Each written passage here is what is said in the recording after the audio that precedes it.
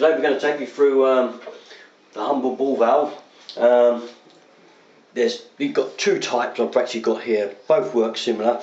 This one's out of a roof tank, so if your roof tank is overflowing, you've got a drip outside. This is generally the sort we'll have in England anyway. This is a Part 2 ball valve with a little spout over the top, so you get no feedback when you open the tap to the kitchen. It's the legal ball valve, is what we term it. Usually there's a ball on the end of there, and obviously as the water level comes up it shuts the water off. After a little while the washer do start to leak, so they have to be changed, or the seating could be defective in a hard water area such as London and the South East. Due to chalky conditions, does cut the seating. So either way we can replace both of those, and it's pretty easy to do. This is taken out of a roof tank. Normally that would be the back nut securing the roof tank there, and that would be screwed on, so you'd undo your water connection and undo the back nut. Of course, turn the water off first before you do anything. That's natural. Make sure you do that. We don't want you to flood the house out. So once you've turned your cold water supply off, undo the ball valve from the tank and take it out. Take it out of the tank. Take the ballcock off. It's easier to work with. Okay, this leaves you with this. Now this nut here, if you want, is the first nut really to change, to take off. Now this spout is easily broken, so I tend to take them off because they're only plastic and they can snap very easily. Just unscrew very easily from the top of there like that, showing the innards of the ballcock. Okay, now to undo this nut, I have obviously loosened it a tad first. I didn't want to struggle with it, but generally you need a couple of pair of grips to grip round the body of the valve. You can either use those, or you could use these to grip round the body. I prefer two pairs of what are called plumber's footprints. Grip it there with one hand, and get another pair if you've got access to two, or a spanner, just the same, an adjustable spanner, probably better. A lot of people prefer the spanner, and open it out to the size of the nut and then twist it like that. Once it's broke, you can let go and unscrew the nut. So to reveal the washer that holds the seat in place, this is the sealing washer for that joint. As you can see, that joint there seals against that washer, so this washer will pop out like so. Make sure you make a note. Now that washer must go back.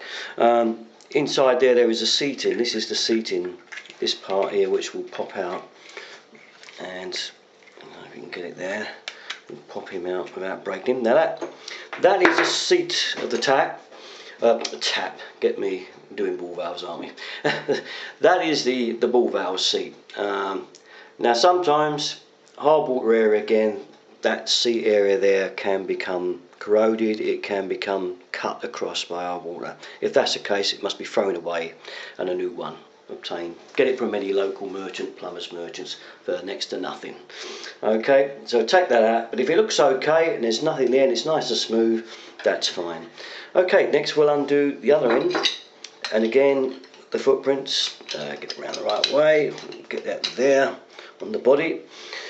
The other footprints, again, I've loosened this one off just to, you know, make it not too strenuous on this video. And when you undo this bar, a little bit trickier because it sort of falls apart like this. We're getting right to the body of it now. On this end there is a pin, which is the pin that enables that to push through onto the valve. We'll lay that there, and then we've got the washer. The washer sits that way up as the body of the valve. I'll take the body out now. That you can see, it looks a little bit rough down inside there. That's where the water corrosion has been playing on the valve. That generally needs to be cleaned out with a bit of emery cloth, bit of paper, bit of wire wool. Clean that out because that wants to be nice and clean. The washer.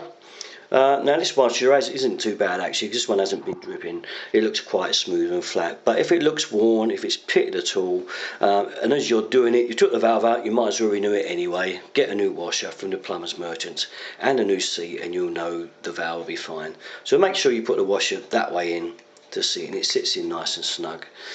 And then get your seat in and make sure that sits in there nice and snug also.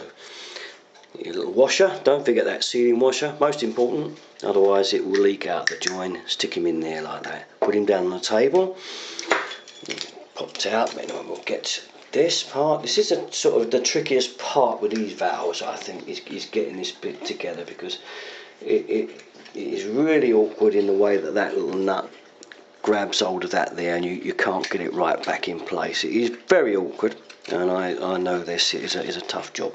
But let's put the pin in, shall we? We'll put the pin in and then we'll go from there. So we put our pin back in, and like so. Okay, alright, we've got our pin, and we should be ready now to get this nut back on here and get it started. Say, very awkward little thing. We've got to get this dead right, this little pin, because what happens is that this little bit here tends to stop it from coming up square. So it's very temperamental to get up square.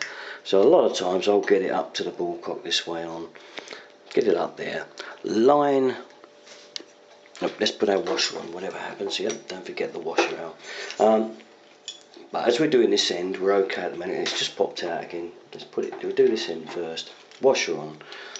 Get this lined up, and we line that part to that part there. Can you see that? And that slips in there like that, like so. Now we've got to get this nut started. I tend to put it on my waist like this to get this thing started, because it's they are very awkward. They're not easy.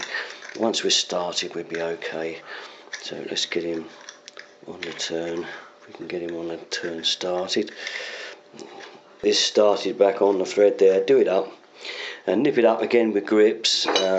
Best to put a pair of grips on there like so, and just nip him up nice and tight with the grips here. So we're going to just tighten him up, make sure it's nice and tight. Okay, like so. Okay, now that's one of the main parts in. Don't forget this end, leave the washer out till I think it'll be best until we've got that end on. Put your sealing washer on, and then do your back nut up. Okay, do them up nice and tight. Again, footprints and the other grips, and just nip them up so like that. And that's ready to go back in the tank. Now, screw your ball on, take it back up. Make sure you've got a washer on there that came off with this when you took it out of the tank, and then screw it back up. Put it in the tank, turn on, and just check it's all okay. And make sure, obviously, you put this spout on. Very important. I'm jumping ahead of myself here. Let's put the spout on. There we are. That's the completed Ballcock. Put it in, do the back nut up. I'm done.